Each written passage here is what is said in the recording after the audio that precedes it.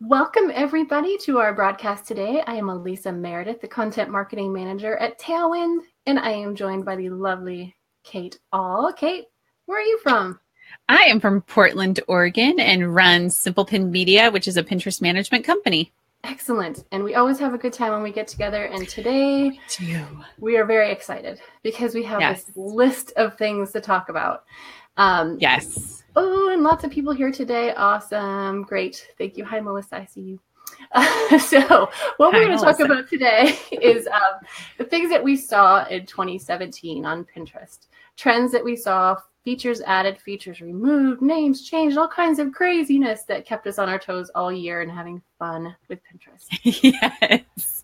I don't know if everybody would describe it as having fun, but it definitely kept us on our toes. Yeah. It keeps life interesting. So we're going to talk about what we saw and also what we should be using to our advantage this year coming up, because I know we're all working kind of on our Pinterest strategy.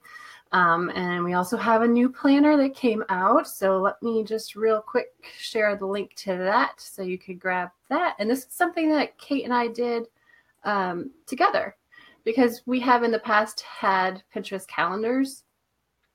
And so we decided to put the best of them together and created this one for you. So I think you're going to love it.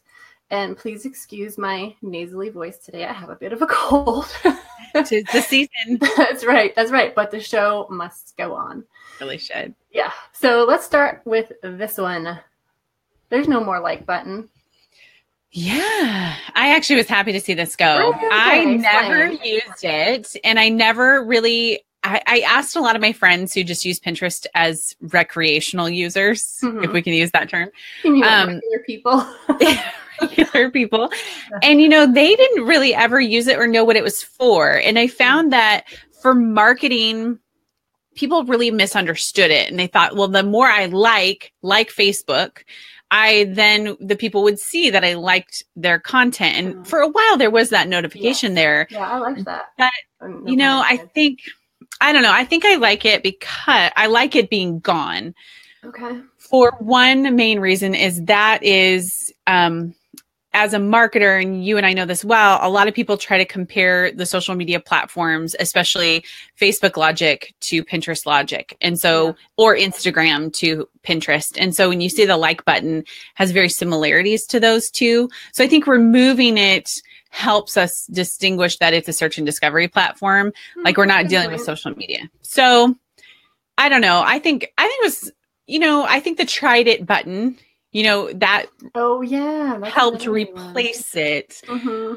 And I like that feature as a user because then I actually can go, I tried this or I will try it. I just feel like, Pinterest really does a lot of things for the end user. They do everything for the end user, not a lot, but like they do everything to really cater to how their users are interacting and what works best for them. Yep. And I just think that was a good switch. Okay. So I used to use them as a way to say thank you. If somebody pinned my pin, I would just like it. Just as a way for them to say, I saw that. Thank you. But I think the way to do that now is just to reciprocate. So when they share my stuff, I share their stuff. And that's where Tribes comes in, which is cool. But I like that you brought up the tried it because that was something that I didn't put on the list. I don't know how. And can I jump in and just say what we have loved about the tried it button? And I know somebody just asked, I don't know how to use it as a marketer, but one cool thing that we've noticed is that some of our clients, we look at Google Analytics to see what are the pins driving the most traffic to their site. Mm-hmm. And what's really interesting is a lot of these have tried it features to them. And so what I mean by features is that there's been a lot of engagement and interaction from a typical user. And it was really interesting to see because you saw people uploading their own pictures of these recipes or actual real engagement, not spammers, but saying, I tried this and maybe like changed up a few of the things about the recipe. Mm-hmm. And so this created more engagement and an opportunity to actually talk with your end user who tried your recipe. If we're talking about recipes, which I think DIY and recipes is where we'll find it most beneficial. Absolutely. Yeah. So I loved that all of a sudden you also had an opportunity to reply back with another suggested recipe and say, hey, you really love these chicken wings. Here's more chicken recipes on my site. And that's clever. It didn't hyperlink from what I was hard.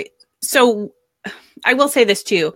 What you see on desktop and what you see on mobile is not always the same, because you and I had this discussion about Tried It because you were having a hard time seeing people's things pop up on mobile that tried it, where I was looking on desktop and we're talking about two different things. Yeah. So I think that I am just a really huge fan of the Tried It because it creates engagement, which is not something we typically see on Pinterest. Yes, I would completely agree. And just as a regular human user of Pinterest, I love it for those recipes because I always forget which is the one that I liked. Yeah. And how did I change it? Love that. So thank you, Pinterest, for that. Yes.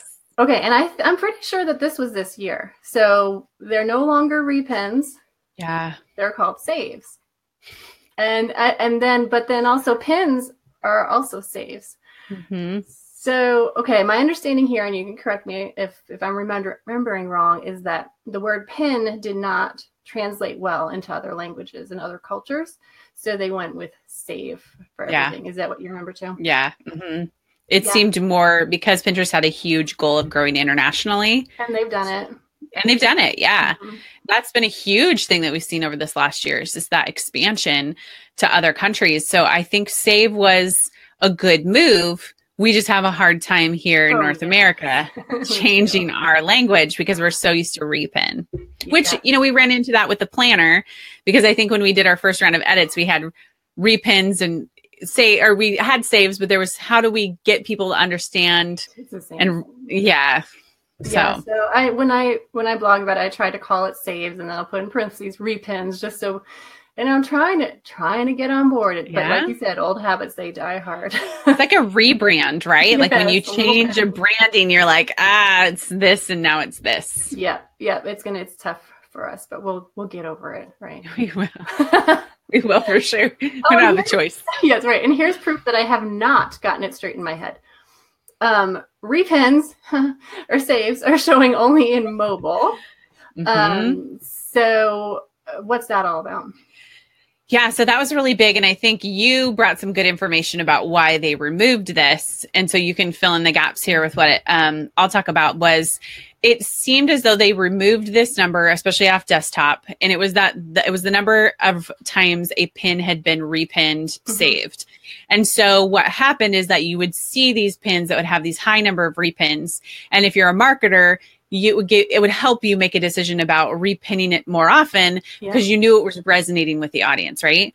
But then as a user, it's a little bit like social proof. Like you kind of are more influenced by the herd mentality. Like, well, everybody liked this, but then you go make it and you're like, that's terrible. But everybody's repinning it, right? Because it looks like something you're supposed to be repinning. So then you have this.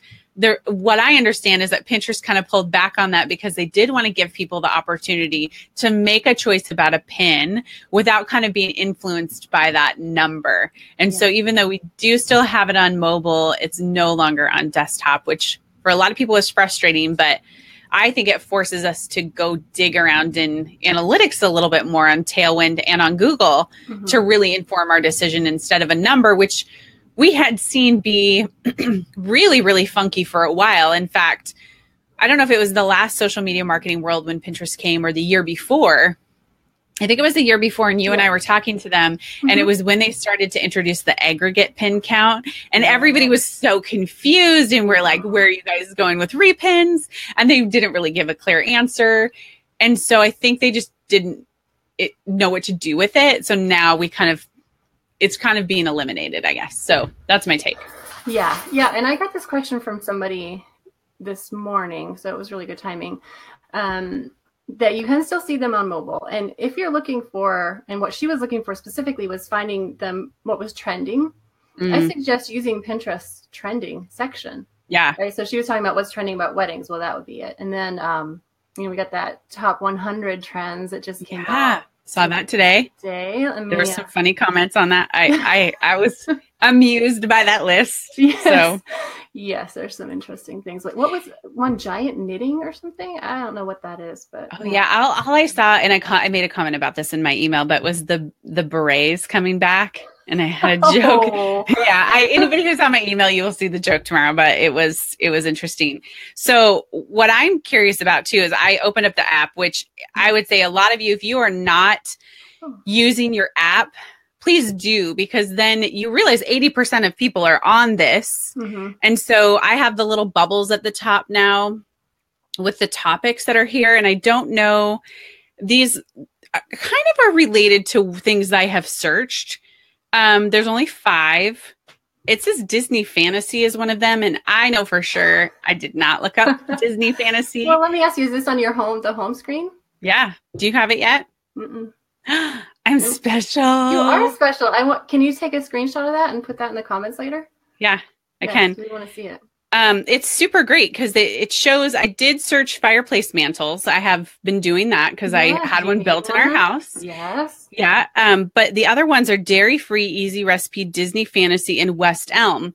What's really interesting about West Elm is I did a search on Google for a West Elm table. So I don't know if that means there's a little bit of there is retargeting happening there. So yeah, I know that there is with ads because they get data from partners. So that's cool. And I will say, since we're talking about the save number, I actually can no longer see it on my phone. Okay. So long. So basically at this point, your option is to go to Tailwind and look at the saves on your own pins. Yes. So the only, I would say that the valuable information would be that I could see the boards that it was saved to. So I can see it was saved to like 61 boards, and you could look at the keywords of those boards. So that's good. But yeah, all of the repin numbers are gone. So it's just 3 little dots where the repin number used to be, and it's just save, send, hide, report, and that's it. Wow. So, okay. Well, so we're feeling kind of like Connie, who says she should have Pinterest for a bit and everything's changed. It has. They're just trying to make it better for us, so it's pretty cool. Yeah, I think that's a good reminder. Whenever they do make changes, it's really to make it better for us, not to frustrate marketers. Yeah, that's right. Pinterest we are low on the totem pole, so sorry about that. Yeah, I know it. Okay.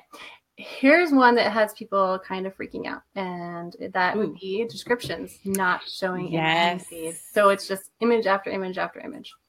And I don't know if you and I talked about this last year, but I remember kind of warning people because last Christmas, my brother-in-law actually opened up his first Pinterest account. And when he opened it up on his phone and I looked over, it was just images. I remember that. And I was like, what is that? He was like, well, it's Pinterest. I was like, no, why is it that? That's not what it looks like. And we've since seen that on any new accounts we've opened this year. Oh, there's been no description. So it's been about a year in the making. They're just, they're slow when they roll things out. Like kind of faded out. But it is, I'm not too bothered by it, and actually I don't know what kind of new version I have. But I can still see the descriptions. They're not gone for me. Yeah.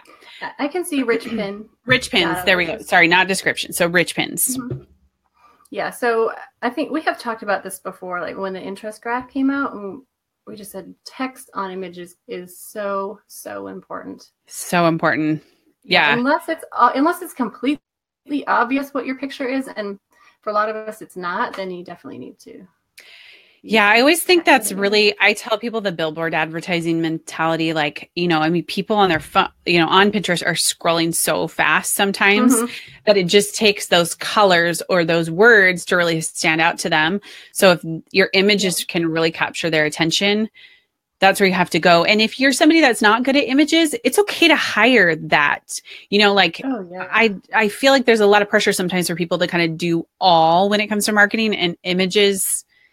I have Tina, so I don't do images. So I just want to say it's okay for you not to do it. You can even, if you want to do kind of a hybrid, you can have somebody design templates for you in Canva or whatever, and then you can just switch out the image and the text itself. That's a really, really good reminder. Why, thank you. Okay, here's a question from Kim about the Tried It. So she sells sewing patterns. Is it possible to share her clients' garments they made using my pattern as a Tried It with their permission? Yeah, I would think so, especially if you have permission. Yeah. Because I think the way that people are using those tried its, which I like, is they're seeing what variations. It's like when you look at a recipe and you read reviews and you see how people have made modifications, and then you can kind of make your own modifications from there. I think that's the same thing with a sewing pattern, and would be super beneficial to see how it looks and what different styles of fabric people have used. I think that's really smart. Yeah, I do too. And the only thing I would say to that is that usually, of course, there's other people going on and saying, I tried it. So people are going to be able to see it's from you. And so you just want to be completely open and say, this is something my client made using this pattern, because some people will probably be like, well, why are you trying it on your own pin? Right. But that's a good point. Go ahead and do it. I think that's a great idea. Okay, this was like the scandal of the century. Okay. Oh, yes. Okay. Now I'm up to speed. That's all I needed. Recipe Kate. Now, Kate, go. Okay. So the Recipe Gate thing happened probably in September, I think it was. And what it did was, if you clicked on a recipe, kind of bypassed the site and sent you through a step-by-step process of making this recipe. Well, the downside of that was that if you were a person who was a food blogger or a food content creator and you wanted people to come to read your recipe and therefore click on links or get ad income, it stripped all that. And so as a food blogger who primarily really monetizes their site through ads, it really stopped. You know, most food bloggers get a lot of their traffic from Google or Pinterest. Those are the top two. So then you have this income stream that halted. So there was kind of a, for lack of a better term, like a public shaming campaign that went crazy on Twitter. And it was very constructive in the sense that it said, we as content creators put this content on your platform, and this feels a little bit like you're removing our ability to really interact with the user. Like you're keeping them for yourself, but you want our content. So there was a huge uprising, and Pinterest said, I get the message. We'll pull back on this, but we kind of have to come up with a better method as to how to help users, because one of the things they said was their biggest complaint was how fast the sites loaded. Like users were frustrated because Pinterest would get all these emails like, why can't I get this recipe? And, I envision somebody who's older and doesn't understand how Pinterest works or whatever is really frustrated by the fact that they can't get to what they want. And so there has not been a solution at this point yet. So they pulled back on it. It was called Make This. And then now everything is restored and it's okay. But it does bring up the question of the user experience. So how good of a user experience is it when somebody clicks on a pin and comes to your site? And that's what Google's been trying to do for a long time too with their AMP pages. Yep. So this to me is a signal that the speed of your site is going to start to impact searches everywhere, not just on Google. So we really need to be careful with that. Yeah, which is tough. It's hard to go from something we've done for a little while and it's worked into kind of changing our mindset into something a little different. But I had told people, think of if this is kind of a wake up call for how you monetize, is it a little bit in jeopardy, by any change that can happen on a social media platform? Really think about how you can diversify your monetization opportunity on your site, that it's not just one method, but could be multiples. So absolutely. Okay. So that was great to see the way that they responded. It was fast too. It was fast. It was in like 4 days. 4 days. Okay. Yeah. That was great. So yeah, it was wonderful to see that. Okay. So let's stay on the topic of recipe filters, and then we have some questions that have been piling up here. So recipe filters. This is, again, another great feature for the user. If you search recipes, then you can find vegan recipes or paleo recipes. You can filter out what you're seeing, which is pretty neat. Yeah. Mm-hmm. Yeah, and I think that's a good reminder for us in any space, not just recipes, to really be smart about the keywords that you are adding into your pin descriptions, what you're titling your post, because people are in a recipe filter, they're naturally searching for something. So if you do dairy-free hot chocolate, dairy-free, sugar-free hot chocolate, like people are going to be looking for that. Sure, you mentioned that. So that works nicely with some of these questions. This one from Lynn. If descriptions aren't visible, do we still input info for them with all keywords? Yes, you do. Yes, they're still used as a search factor. It's just that they're not visible to pinners until they click on them. Yeah, it's still it's like, I think of it as a little bit like you have your main image that's kind of like front and center and on the stage, but you have your keywords that are kind of backup support. Yep, that's right. And then Felicity says, how are you able to see keyword rich descriptions?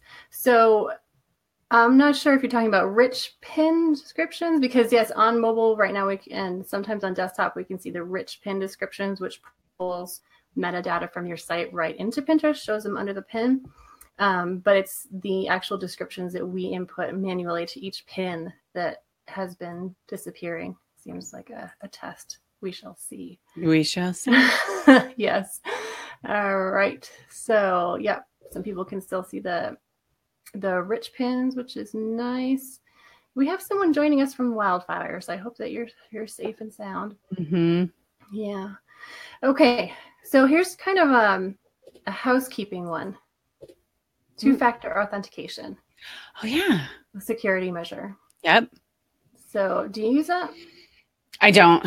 I have to say, we did have a couple of our clients ask about it this week and putting it into their system, which I think for us just creates how do we do that as a management team really effectively and keeping security top and important, which is something we try to do. But I think it's one of those things that you should just heed the warning of other people before something happens to you. Like, I probably should do that on Facebook too. Or, I think hackers are getting smarter and smarter. And something like Pinterest is a big enough site now to where they're a target, essentially. Yes. It's like Amazon or Facebook or Twitter or Instagram. Like, you hear these horror stories of people getting their accounts hacked. So I think it's smart. I think it's just one really good level of security. I agree. And we saw this maybe a week ago, and it looks like Pinterest completely wiped this problem out. Is people were sending pins, like spammy pins to you, and you'd look at the account, and it might even be someone you might know or someone who looked like a real pinner. So that looked to me like it was maybe a little hack going on, but that is completely stopped for me. How about you? No, I didn't really notice that. I have to say last week I was not on Pinterest a lot because I was traveling, but I it wasn't any problem for me. I didn't get any messages like on my app or anything. Okay. Yeah. Okay. I got a lot of emails about it. That's how I saw them, but I'm impressed with how fast. No, I didn't get any of those. Okay. Yeah. All right. So question from Kim about, I think this is about rich pins. Rich or not rich is, okay. So the question's coming up about, and I know you had a big discussion about this, Kate, whether we should use discussions. Rich pins or not, given what happened with RecipeGate. Yes. Okay. So the result of the RecipeGate was that all of a sudden people realized that this prompt of make this was attached to the rich pin. And so the thought was, if we remove rich pins, we remove that ability for Pinterest to make any changes that are attached to the rich pin. Okay, totally. I get that argument. But I also looked and went, rich pins is a great way that Pinterest shows the context of the pin. Like, it gives that pin context. Yes. It also does allow people to see the ingredients. And so what I did was I tried to ask my friends and family, like typical users, and I encouraged a group of food bloggers to do the same. Like, do people look at that list of ingredients there in a recipe rich pin? And does it prompt them to click or to want to make the recipe? And a lot of them said, yes, it did, because maybe it's 5:00. They're looking for a recipe and they could see that it has an ingredient that maybe they don't have. So they might bypass it. And the way that I look at it is that I want qualified traffic to my blog or to my site. People who are kind of already interested in what it is I'm talking about. I don't want people who, let's say there's a beautiful picture of these amazing rolls, but they take like 7 hours to make. I want the person who's willing to put in the 7 hours. I don't really want the person who's just looking for the 15-minute roll, right? Because if you're looking for the 15-minute roll, you're not really going to switch gears and go to 7 hours. So True. I guess I really thought of it as it is a good way to get this qualified traffic and people like it. And there's been talk too of whether or not those ingredients are pulled up in search too. Like, I don't know for sure about that, but some people have said they felt like their strongest pins, there was a certain ingredient that brought them up higher in search. Again, that's kind of like speculation, but I encourage people not to do it simply because we don't know. Rich pins. Not to remove rich pins, correct. You don't quite know the long tail effect of that. So a lot of people will do it because they see this instant burst of traffic. And I saw a lot of graphs. And what's interesting is a graph can be really powerful to tell one story, but I can also give you a graph that tells the same story of a rich pin being on. So I guess what my advice to people, whether or not to turn them on or off, is if you're going to turn them off, choose a long period of time to test them, 6 to 8 months, to really see what the results are, and don't go for an immediate like skyrocket to the top type of response. So you're doing it, I would say, like philosophical isn't the right word, but like you generally just don't want Pinterest to know that information about your pin. And if you don't, that's totally fine. But if you do want to help the search algorithm on Pinterest and you do want to give it more context, at this point, I don't see any advantage to turning them off. Right. So, yeah. And the reason why that kind of came up was because of the recipe issue, which was taken care of in 4 days by responsive Pinterest. So, and Pinterest still recommends rich pins. Yeah. So that's probably the biggest reason to keep using them. This is a very good reason to keep using them. Yeah. Okay. So next one, board sections. Okay. So I just wrote a blog post about this for Tailwind. I'm going to that. So and smart and quick at this. Well, thank you. But we were getting a lot of questions about board sections, scheduling. You guys were. Yes, we were. No, so what I did, because of course, the first thing we wonder as marketers is, okay, how can I use this for my marketing? How can I use this to make my items show up in search better? Well, you can't. Yeah. Yes. So it was created, and there's a quote in that article, because I went on a Pinterest webinar, and I asked the question. They answered me very nicely. No, it has no impact on search when you use these board sections. Yeah. It's just a convenience thing for users. So like, for instance, I use them. I have a board for my hair. I love it. But I don't want cuts, colors, styles all together, right? So I divide them up. So when I go to my hairdresser, I can show her 42 impossible hairdos I want instead of having to sort through everything else. He's like, how am I going to meet his expectations? Not going to happen, but at least there are lots of pictures and they're organized. Well, and I think that brings up a great point that I mentioned earlier, but I feel like sometimes we need to kind of have this hammered into our heads, is that this is an end user type of change, and it really does help them. And I appreciate that we're always trying to figure out as marketers how to use them, but it reminds us to get in touch with the end user. Use Pinterest.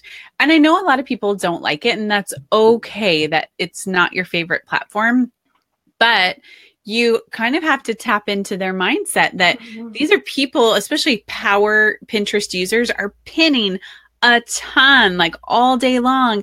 And they want that freedom, like you said about your hair, to kind of organize it into sections so that that's what Pinterest is designed to do, right? Is this amazing bookmarking tool that we get to see these like binders of our ideas kind of be stored in such a great way. And so just sometimes it's okay to go, this is just a really good feature, and I'm just going to leave it at that. You know? That's right.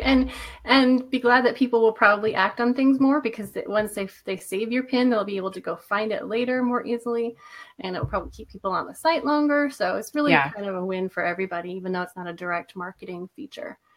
Yeah. This one came out maybe a month or so ago, pin codes. Oh yeah. Those are kind of cool. Okay, I don't know a lot about them. You're going to educate me. I'm going to educate you. Okay, I have like a pile of things to read. So if you go on your mobile app and you look at your profile, you can create a pin code. Okay. And it's like a QR code, but it's readable by the Pinterest camera. Okay. Ooh. So the bigger brands are able to do that and send people directly to a board. So if you're standing in line at Nordstrom's or something, there might be a pin code there. You can scan it, and they had a gifts under $100 board that it would take you to. I've only been able to figure out how to do it for your profile, so not directly to a particular board yet. Okay, so so I can do it on my profile. You can. And then you could put it if you had any print ads, or you could put it on your business card. And it's interesting that, while QR codes really haven't done well in this country, they are huge in other countries. Oh, yeah. Okay. So that makes sense. And I think that because Pinterest is an app we're already using when we're shopping, it may have a little better chance to be adopted because people are already using that app. They don't have that makes sense. Okay. That's just a little cool thing right in time for the holiday shopping. Yeah, I know. Now I'm kind of playing around with it, but I won't get lost. Okay. All right. Well, now we're going to talk about what happened with promoted, because there was a lot. I feel like since June, it's been like a sprint. I know. Yeah. It's funny that they would do this right before the holidays, but I guess it really was a smart move. Yeah. Yep. So we have new interests. So it used to be there were something around 200, maybe 276, something like that. Well, way to rally up. You got that number. I may have had to talk about that before, but now there are over 6,000. Wow. So you're likely to find one that works for you. There's some really, really funny ones like man buns and stretch marks. It's really kind of funny to look through, but you'll be able to find them. And what's cool about the new, the trends report that came out, it will tell you, like, if you have something for this trend, here's an interest you can target. So definitely check that out.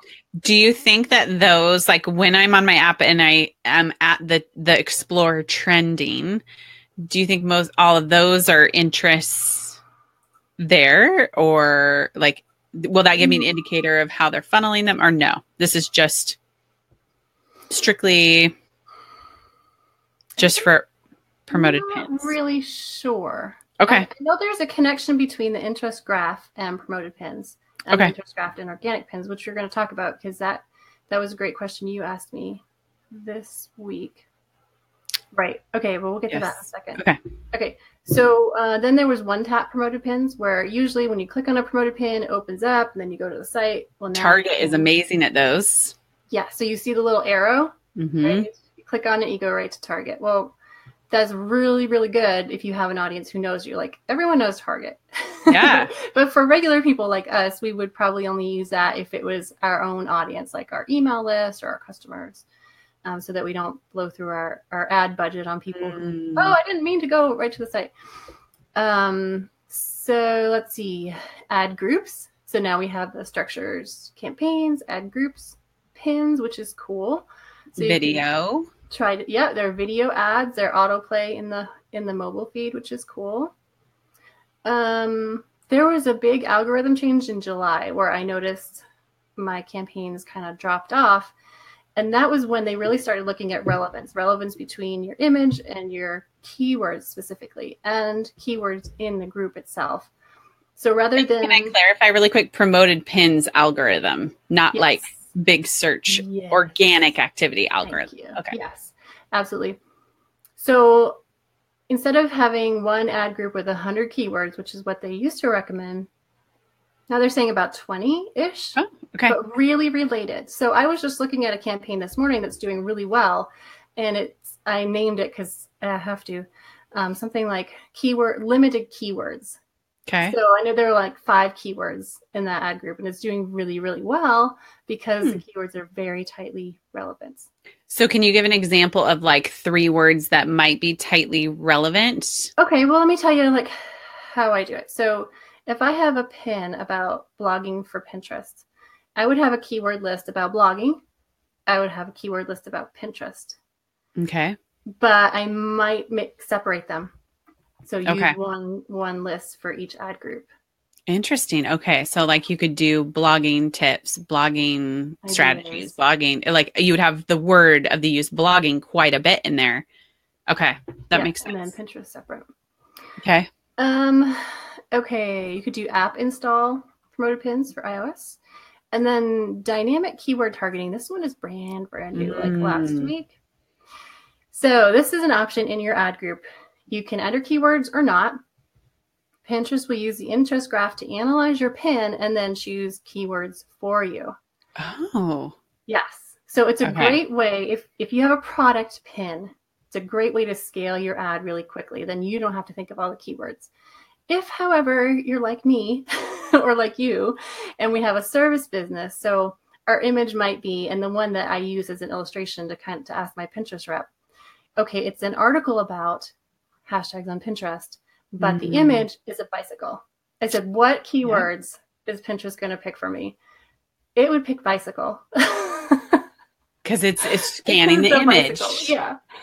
Okay. Yeah. So the advice then is use it for products. Do not use it for services, or if you can't really tell what is in the image.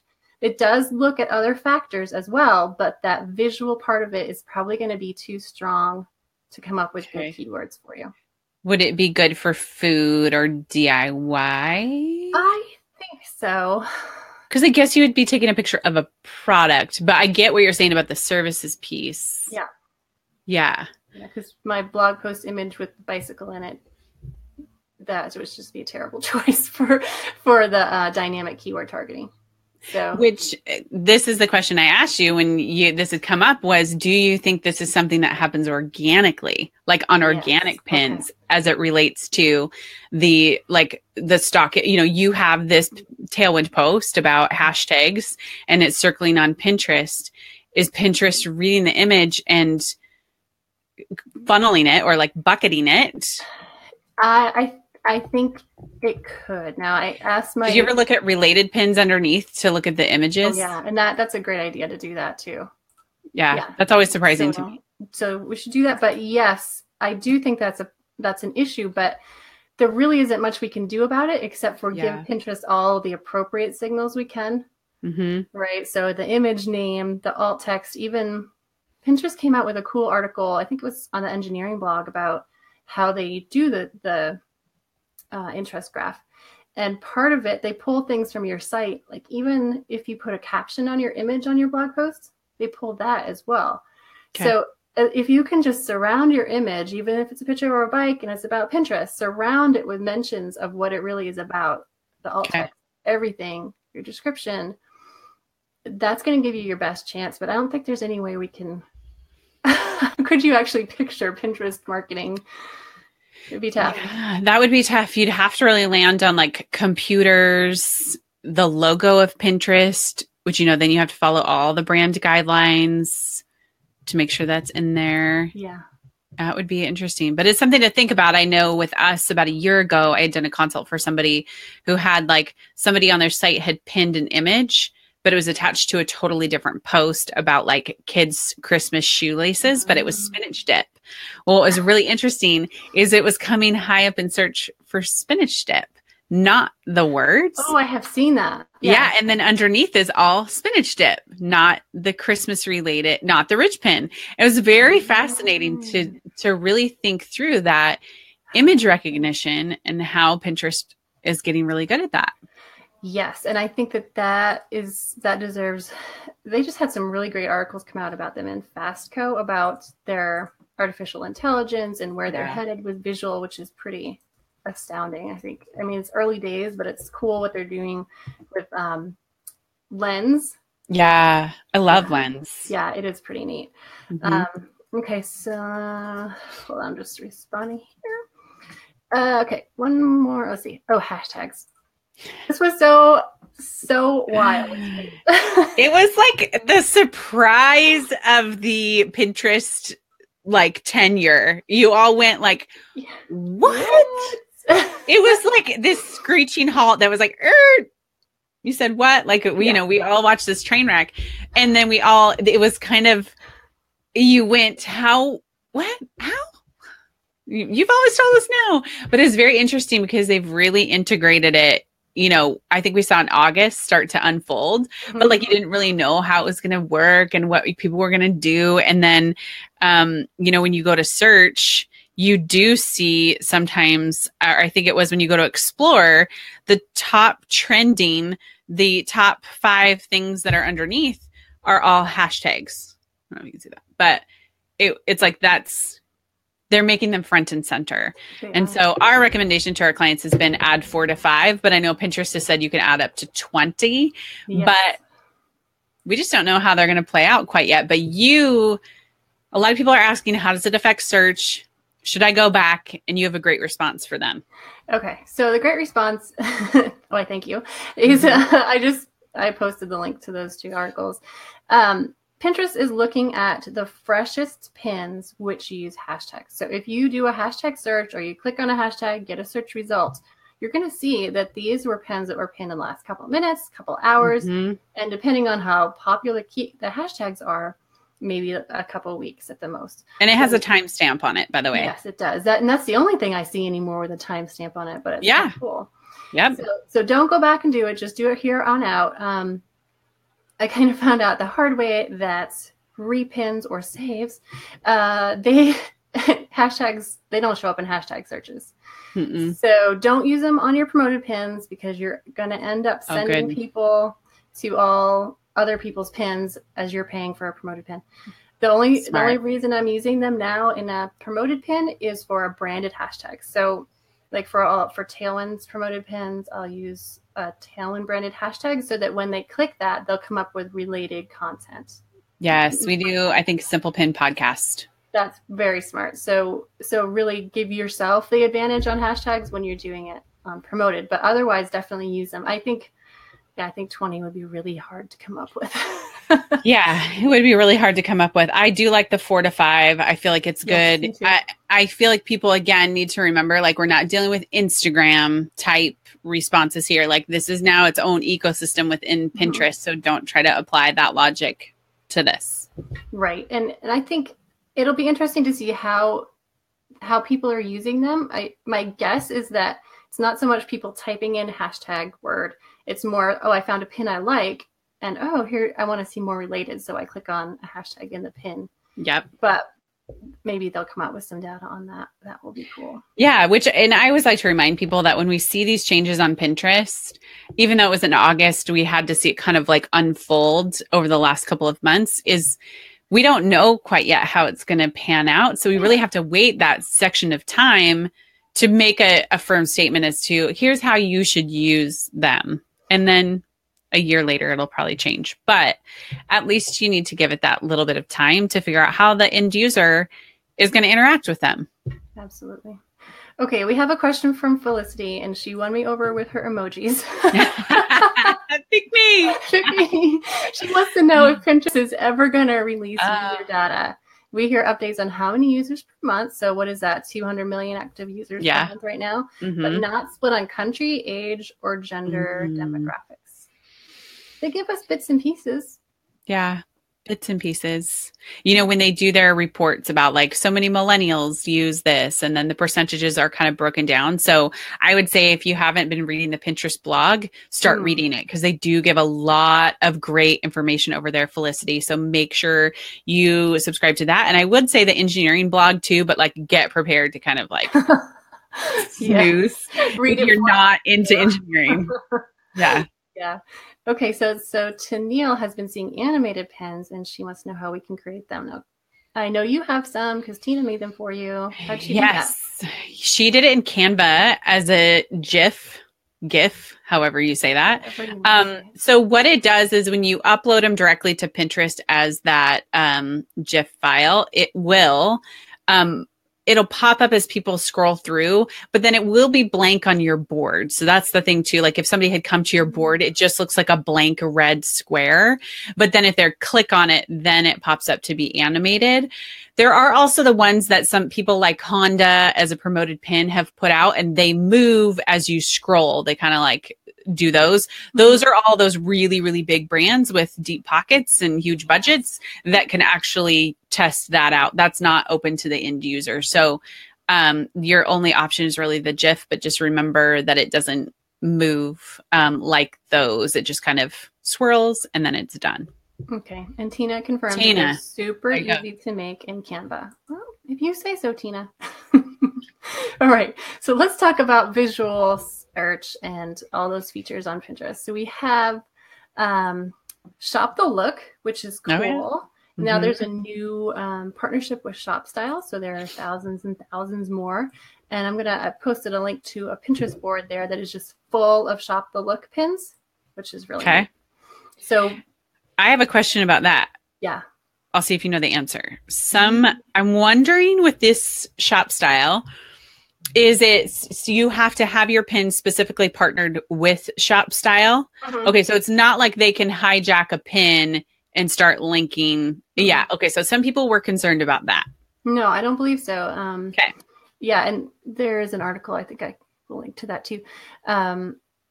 But yeah, so it's ShopStyle. I think there might be some other big providers that allow Shop the Look too, but I know that the ShopStyle was the one with a huge increase recently, which is cool. So you can actually buy right there.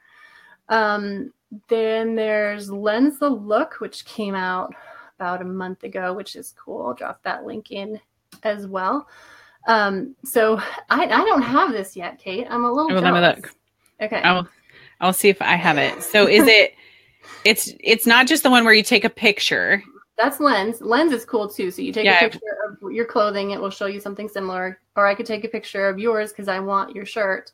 Okay. And it will show me something similar. This is, you take a picture of something you already have in your closet, and then you pair it with a text search. So if I took a picture of this scarf and then I did a search for autumn outfits, it would show me items that would go well with the scarf. Okay. That's what I'm seeing right now, but I don't think I have it either. Yeah, I don't either, but it's kind of cool. And there's a link to it with a video. And I'm actually trying to use Lens with like previous pictures that I have to see if that pulls up, but I'm not finding a whole lot with that. Like it's not pulling for me. So yeah, and what we're really looking for is like, okay, so you can enter a text search. Let's try this here. Enter text search, and then pull up, let's see, autumn outfits. And then if I had it, it would pull up a little, next to the camera button, it would pull up a plus sign. Oh, okay. Mine just looks like a filter sign. It looks like, filtering results. Yeah, so I don't think we have it yet. Oh, well. We don't. It's going to be cool when we do. Okay. Got it. Okay, so Lens your look. Let's talk about, we have a couple questions here about followers. Oh, yes. Why has it been so hard to increase following lately? What are your thoughts on that? Well, I noticed since July, a lot of people would experience this warning that if they would follow more than 2 people, it would say, like, due to suspicious activity, you can no longer perform this action. Well, I saw a direct correlation between that and follower numbers kind of tanking. And I knew it was a glitch. I think Pinterest had said it was a glitch. However, it just kind of continued. And sometimes we even hear reports in my Facebook group about people are like, oh my gosh, I got this warning. I just was trying to follow somebody. So I think the typical user might also be getting those too and getting worried. So you see the follower number go down because of that. I would say that would be probably number one reason I would give for the drastic drop.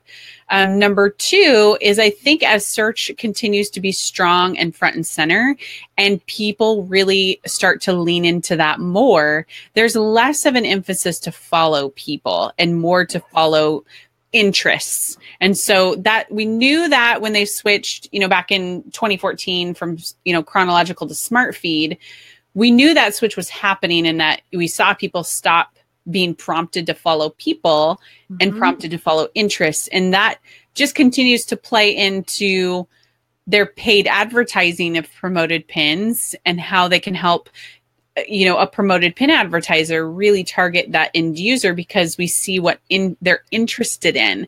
Yeah. Because the whole goal is to give you a smart feed that gives you exactly what you're searching because, that's what we like. We like it when Google serves up results that we're like, yes, that's what I need, instead of going through 7 pages to get what you need, right?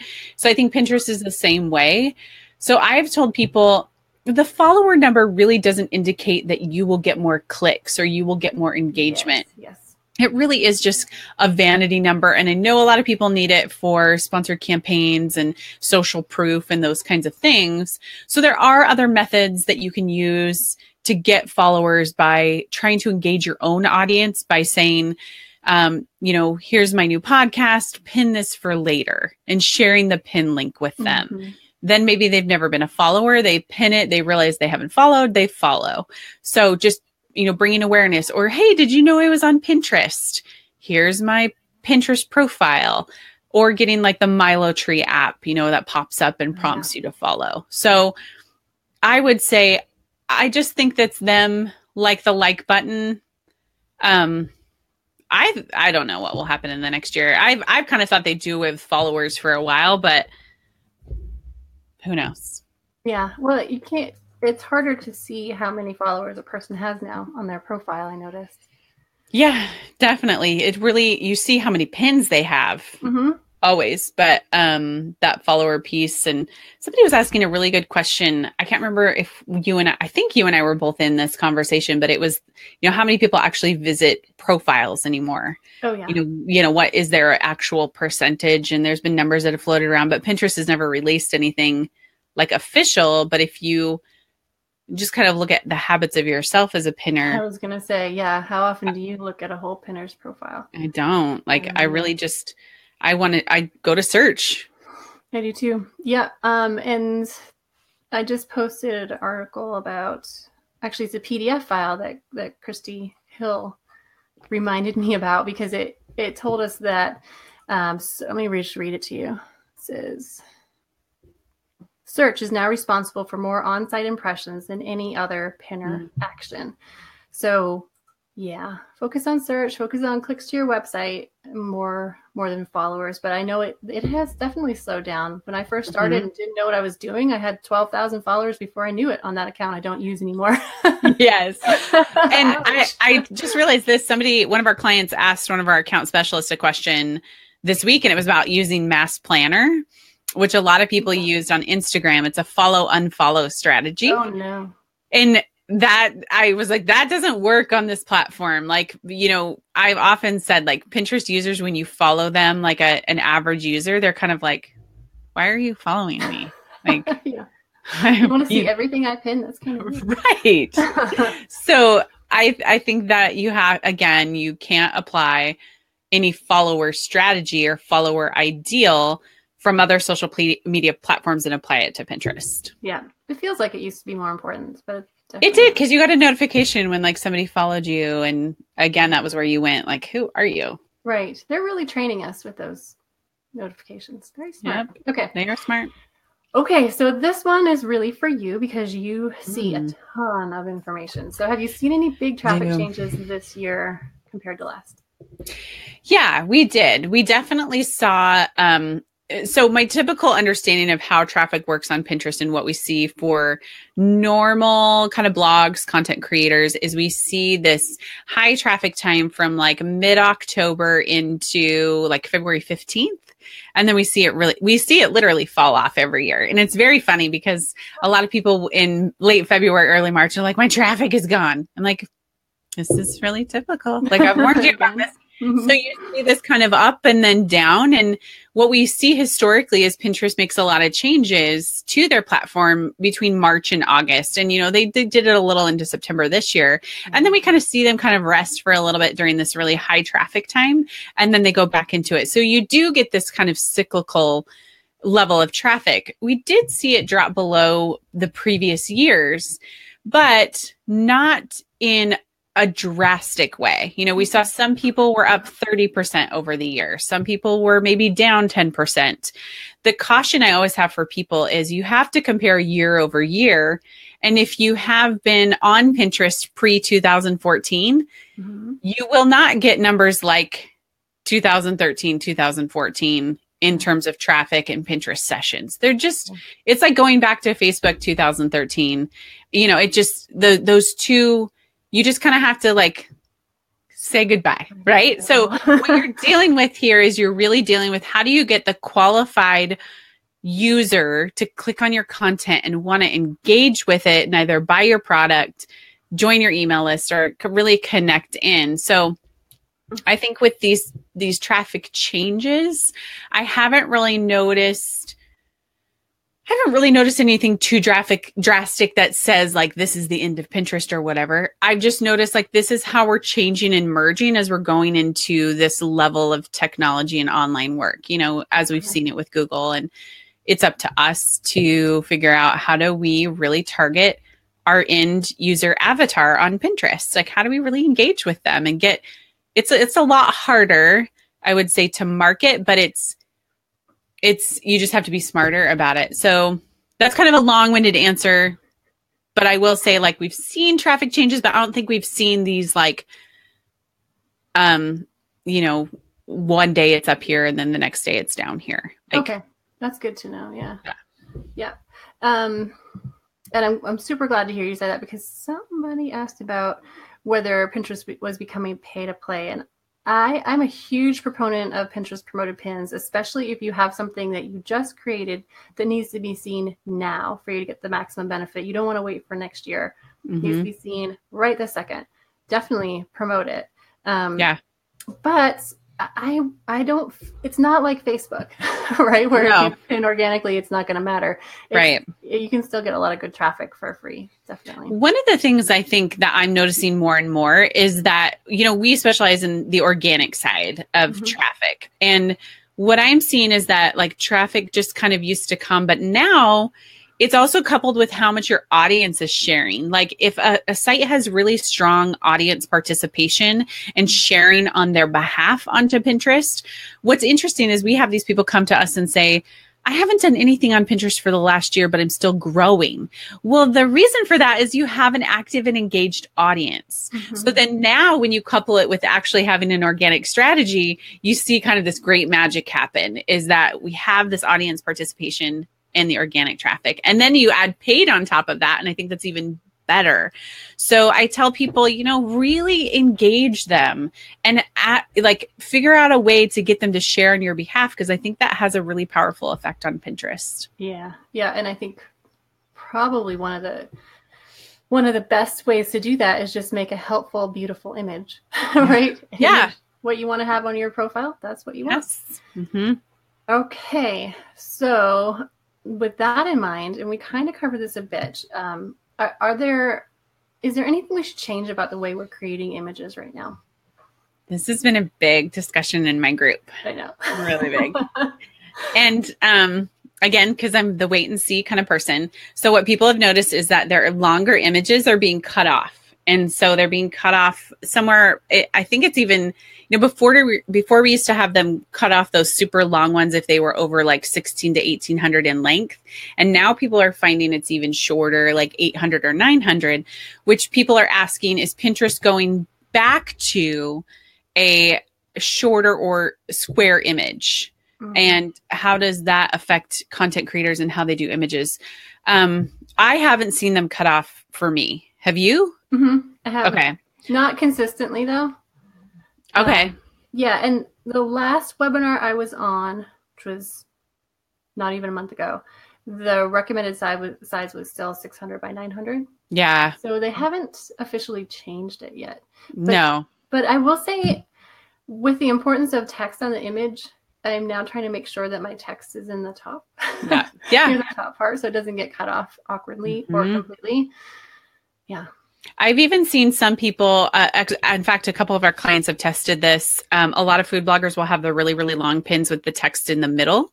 And they've tested going away from that completely and just to a single image.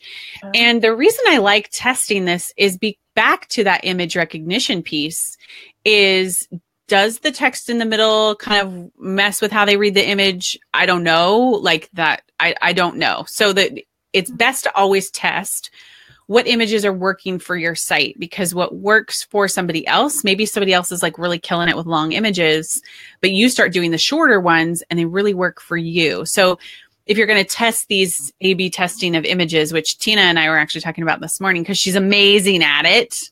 And I begged her to come on the podcast. And so she's going to have to now that I've said it. But you want to test over a 3 to 6 month period to really see how do these images perform. So I haven't actually come out I've just been going with Pinterest is recommended, which they've always stuck with 600 by 900. They did have a webinar where I think it was when they announced the hashtag things where they did show 600 by 600 being okay. Yes, they did. That's right. Yeah. And it was surprising. You're like, wait a minute, that's a square. Like, what are we doing with that? But they haven't really changed up their creative guidelines yet. It was just in that simple webinar. But I don't know. It'll be interesting to see what they do with that and why they would want to cut them off even shorter. What's your thoughts? I don't know why they would do that either.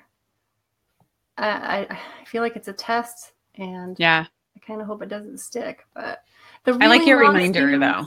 Oh, the text at the top. That's a good reminder. Yeah. Okay.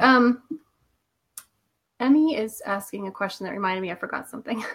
So advertising on Pinterest, she's seeing more effective ads when she uses keywords versus interest targeting. And I will say, so do I, but I think that's because of the kind of interest I'm targeting.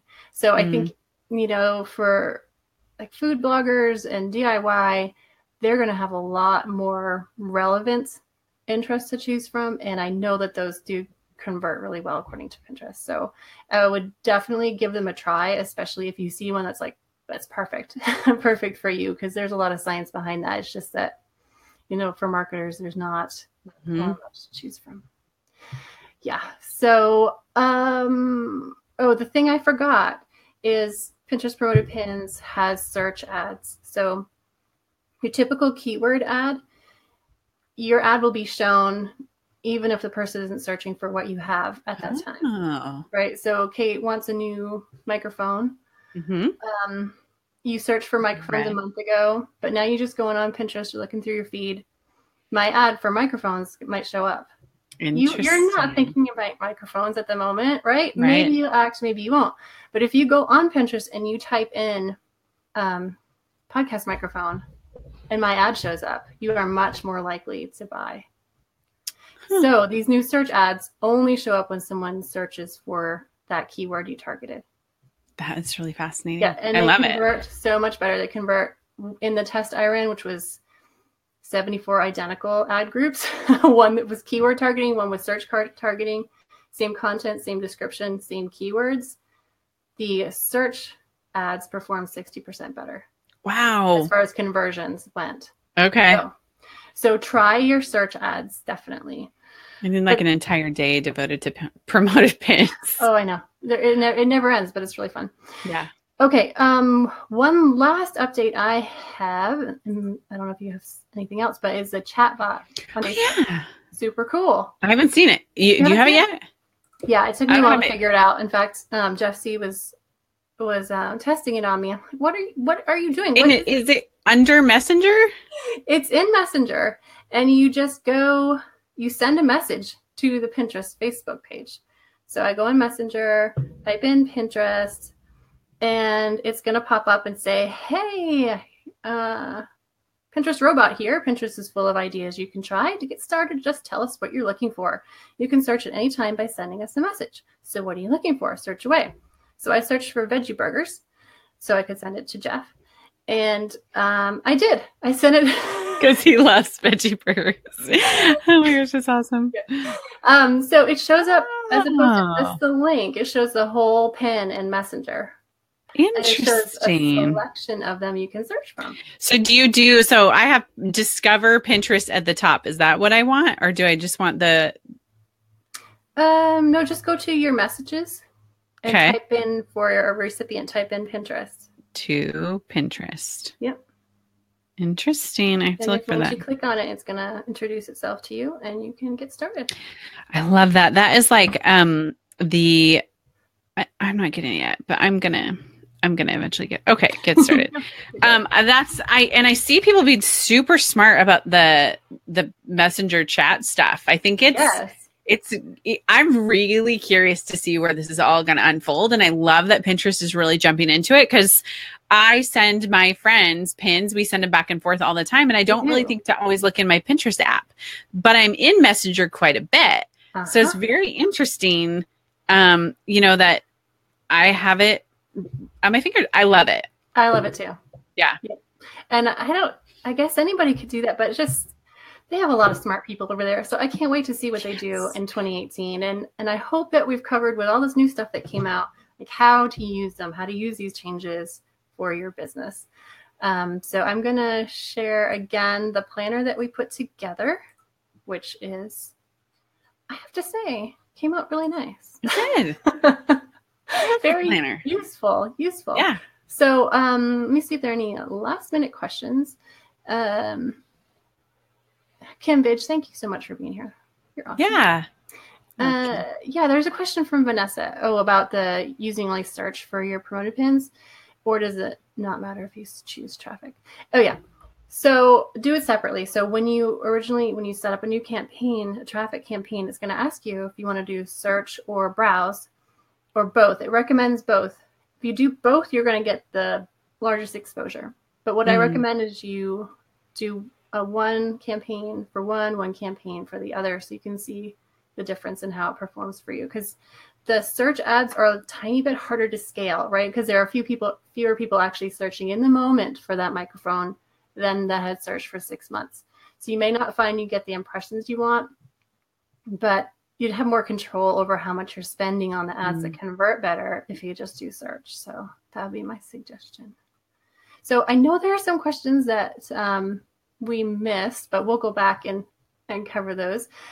Kate, any final thoughts on what we should be doing in 2018 on Pinterest, or anything I missed? No, I think I'm just excited to see where it goes. And I always, my special gift is talking people off the ledge. So I would just say like, watch, wait, and see what's going to happen, and don't make any knee-jerk reactions. Just stay the course. Continue to invest in Pinterest, especially since your people are over there. So, stick with it. Keep sticking with it and plugging away. Yes, excellent. So I encourage you to subscribe to Kate's podcast, Simple Pin Podcast, available wherever fabulous podcasts are sold, and get our business planner, because then you'll get Kate's emails and Tailwind's emails, and we are going to have a great 2018 on Pinterest together. So excited. Yes, I know. So we'll be back in a month, and we'll have lots of other great things to share with you. If you have suggestions for topics, please drop them in the comments, send us an email, because we love having you here. So thanks again, and thank you, Kate. It is always a good time when we get to geek out about Pinterest. I know. I love it. Okay. See ya.